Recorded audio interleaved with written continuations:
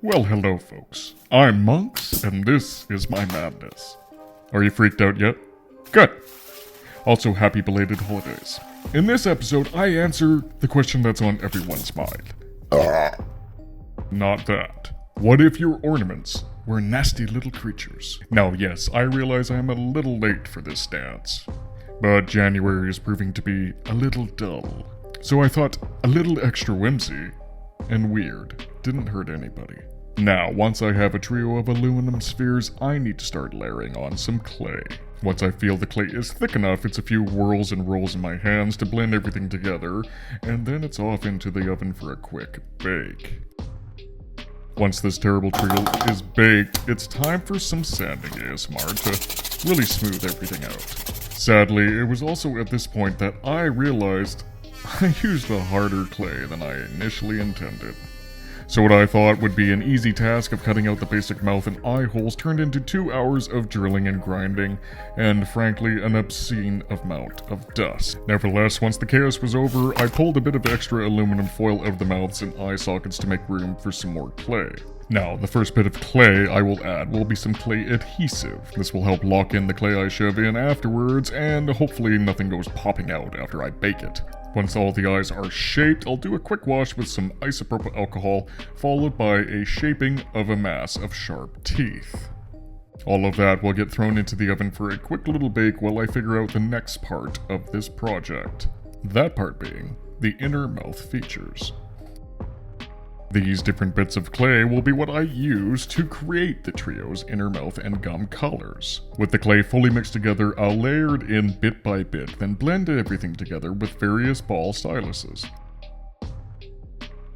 From there, I can work to form the mouth-like features such as a throat, inner cheeks, and even a tongue for our ghoulish leader.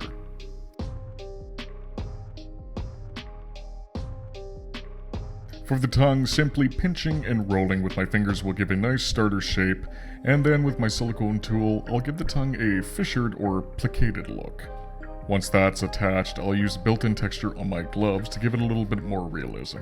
With that stage baked and complete, it's time to lock in the teeth. I'll first roll out and attach some gum lines, and then I'll take some clay adhesive and dip the teeth in that to glue them in.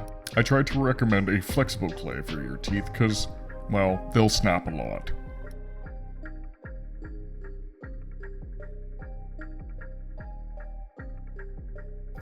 With the snarly smiles done, it's time I turn my attention to the more upset member of the group. I clearly intended this one to not exactly enjoy the devilish practices of their crew, so I will have to ensure the forms of clay on his face convey that. I'll start around the eyes with some noodles of clay that I will gently form into eyelids. Next, I'll press some clay around the mouth to indicate lips and form a more pouty expression.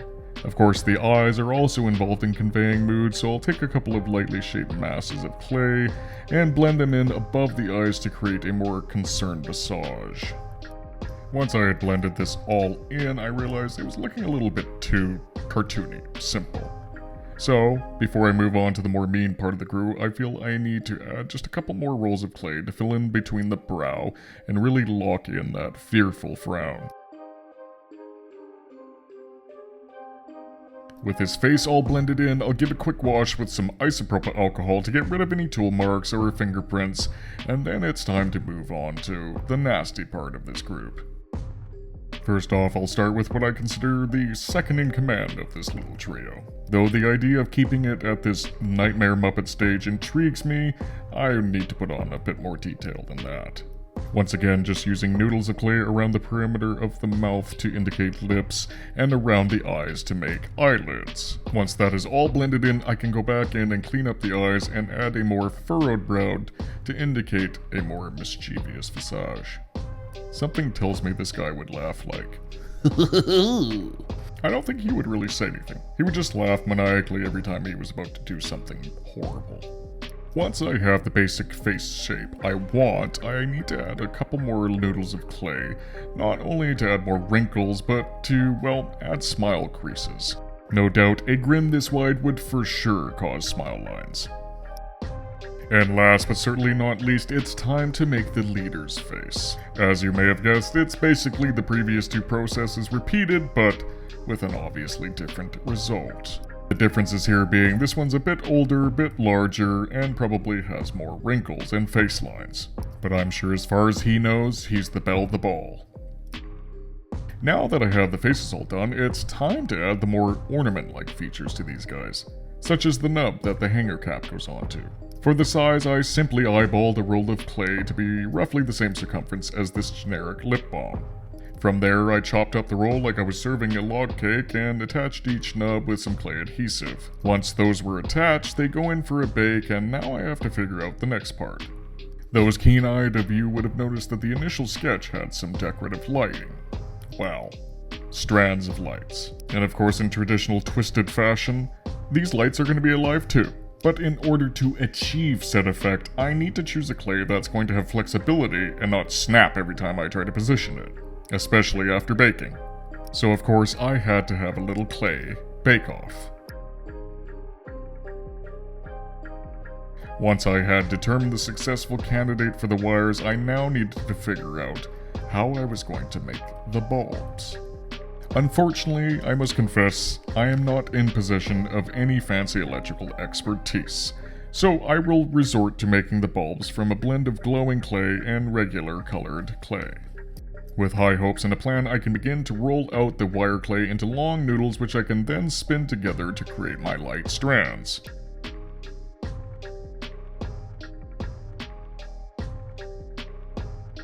Once appropriately twisted, I will position them on and around the ornament buddies to lock in their twists and turns. And while that all bakes, I will quickly set up and shape some silver clay for the plugs. To ensure even placement and space, I'll then take a felt pen and mark off where each of the bulbs will be attached. I'll then make the sockets using a different colored clay to not only show some variation in these wires, but also because I'm lazy and painting these would be an absolute pain, so yeah. Truthfully, the more colored clay you can get away with on a project, the better it is for painting.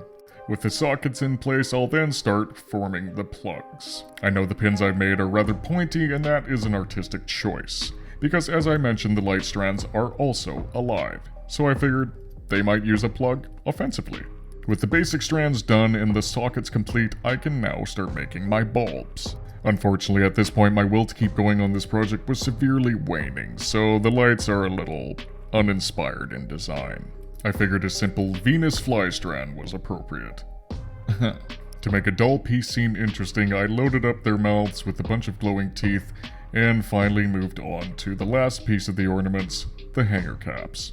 In designing these, I surmised that maybe these were an indicator of rank or status for these guys. So instead of just silly little hanger caps, they're like a crown or a helmet.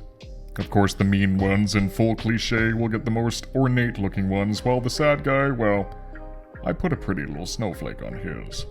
But I'm sure he has a lot more to worry about than just having a bad cap. Once I had fussed around long enough with the extremely soft clay I was using for the cap hangers, it would eventually be time to move on to the final process, painting everything. My Venus light strands will get a dark wash to start. This will sink into all the crevices and give some depth to the overall color. Each individual bulb will get a dark wash of their respective colors to catch what little detailing they have and rough them up a bit. Finally, for the wires, a rust wash for the pins. For the ornaments, I'll start with the two nasties and give their rude mouths a wash with some darker pink to settle in the gums and teeth. I'll then wash that all over again with some isopropyl alcohol just to clean up the extra paint. The leader's tongue, of course, will get the same treatment. The hanger caps will also get a wash of thinned out black to bleed into all the nooks and crevices, while I'll follow that up with some yellow onto the teeth to make them look nice and sugar rotten. On the home stretch here, it's time for the ornament base colors. Of course, I went with the simple holiday colors, blue, red, and green. I then took those very same colors, lightened them up a bit, and added a metallic sheen to them. This will give each one of these ornament guys a bit more of a glass-like look. I mean, hopefully it will. Truthfully, I'm just throwing mud at a wall and hoping it sticks. And once all my colors are basically done, I'll go back to the light strands to goo up the bulbs a bit with some UV resin. I'll also apply the same effect to the teeth on the nasty guys. This will liven up their mouths a bit as well as give them a bit of a drooling appearance. Before I finish with the eyes, I'm going to give each one a nice satin clear coat. This will lock in my paint job as well as give it a bit more of a glassy look. For the eyes, some red mixed with some isopropyl alcohol will give them a nice bloodshot hue. And finally, I can use a ball stylus to tap on the pupils. It was at this stage that I was very happy with how the eyes looked and didn't really want to do too much more with them. So we're going to keep it a bit more cartoony looking this time and not so realistic. And as always, once the eyes are finished, it's a bit of UV resin to give them a more lifelike quality. And before I forget, these are ornaments, so they need hangers. So with some armature wire, I quickly whipped up some hangers and, well, now it's time for the runway shots.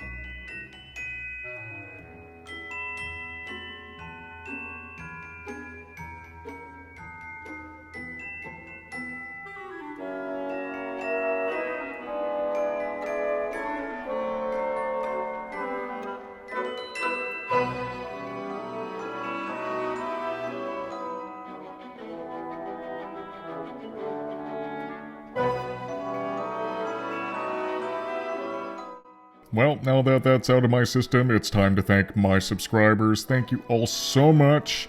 You are the best. Tune in next time for something even more weird. Hope everyone stays safe out there, and Happy New Year. Let's make it a good one.